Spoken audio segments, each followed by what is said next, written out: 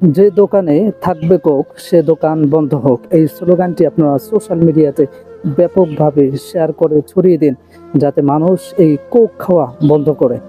আর যে সমস্ত অভিনেতারা এই ব্র্যান্ডকে প্রমোশন করেছে তাদের মাধ্যমে আমরা বুঝতে পেরেছি যে বাংলাদেশে যারা অভিনেতা আছে তাদেরকে যদি পায়খানা এনেও দেওয়া হয় সেটাও তারা প্রমোট করবে নির্দ্বিধায়। কারণটা হচ্ছে মানি ইজ এভরিথিং। টাকা হচ্ছে সব তাদের কাছে। দিন যাবে, ধর্ম যাবে, মানুষের আবেগ নষ্ট হবে, সব নষ্ট হবে, তারপরও টাকা আমাদেরকে উপার্জন করতে হবে, সেটা হোক হালাল অথবা হারাম। বারবার তারা এগুলো করে যাচ্ছে, তাদের বিরুদ্ধে সঠিকভাবে আমরা পদক্ষেপ নিতে পারছি না। শুধুমাত্র সোশ্যাল মিডিয়াতে কথা বলার মাধ্যমে এটি ক্ষান্ত না। সকলের উচিত তাদের কাছে গিয়ে সরাসরি তাদেরকে জিজ্ঞাসা করা, কেন এই কাজটি করলেন, আপনারা বারবার কেন এই কাজগুলো করেন। তারা জানে কোক এটি হচ্ছে সম্পূর্ণ ইসরায়েলের একটি প্রোডাক্ট, তারপরও তারা সেটিকে প্রমোশন করতেছে। কেন করতেছে? তাদেরকে ভুরি ভুরি টাকা দেওয়া হবে। শুধুমাত্র এই অভিনেতারা না, আরও অভিনেতা আছে। প্রীতম নামে একজন গায়ক আছে, সে তার একেবারে ভেরিফাইড পেজে একেবারে কমন যে মেইন যে ফটোটা আছে ওটার কি বলে প্রোফাইল পিকচারটা সে কোকোকোলা দিয়ে তারপরে দিয়েছে। এরপরে আর একজন গায়ক, তারা মিলে কোক বাংলা স্টুডিওতে তারা গান করেছে।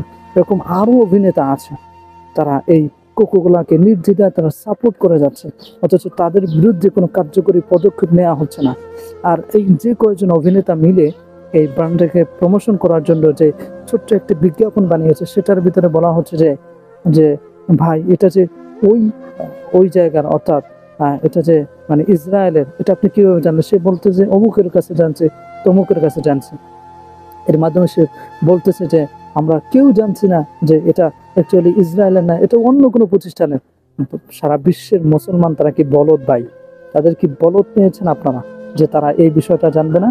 আর এটা সবাই জানে যে কোক হচ্ছে এটি সম্পূর্ণ ইসরায়েলের একটি প্রোডাক্ট। আর কিছু নামধারী কিছু মুসলমান আছে যারা নির্দ্বিধায় এগুলো খাচ্ছে। আপনি জানেন কোকের ভিতরে আপনার বোনের রক্ত মিশে আছে, আপনার ভাইয়ের রক্ত মিশে আছে, শিশুর রক্ত মিশে আছে, সেগুলো আপনি পান করতেছেন। আপনি যে তাদেরকে যে টাকাটা দিয়ে আপনি কোক কিনতেছেন, সেই টাকাটার একটা অংশ ফিলিস্তিনের মানুষদেরকে হত্যা করার জন্য সেখানে যাবে। সেই টাকা দিয়ে তারা ট্যাঙ্ক কিনবে, বারুদ কিনবে, বোমা কিনবে, তারপরে মুসলমান ভাই বোন শিশুকে হত্যা করবে। সো আপনি একজন মুসলমান হিসেবে সেটা কিভাবে চাইতে পারেন?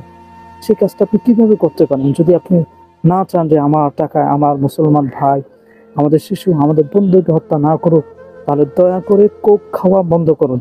আর যারা কোক নিয়ে যারা ব্র্যান্ডিং করে, তাদেরকে প্রমোশনের বিজ্ঞাপন করে, তাদের সমস্ত প্রকারের নাটক সিনেমা দেখা বন্ধ করে দিন, তাহলেই তারা উচিত শিক্ষা পাবে। এই বয়কটের মাধ্যমে আমাদেরকে উচিত শিক্ষা দিতে হবে তাদেরকে। আমরা সরাসরি গিয়ে সেখানে যুদ্ধ করতে পারবো না, তবে অর্থনৈতিকভাবে তাদেরকে ধসিয়ে দিতে পারি আমরা তাদের পণ্যগুলো না কিনে। আর সর্বশেষ একটা কথা বলবো, সেটি হচ্ছে যে যে দোকানে থাকবে কোক সে দোকান বন্ধ হোক। এবং এবারের ঈদ হবে ইসরায়েলের কোক মুক্ত। So okay, that's it. Thanks for watching this video and see you in the next video. আল্লাহ হাফেজ।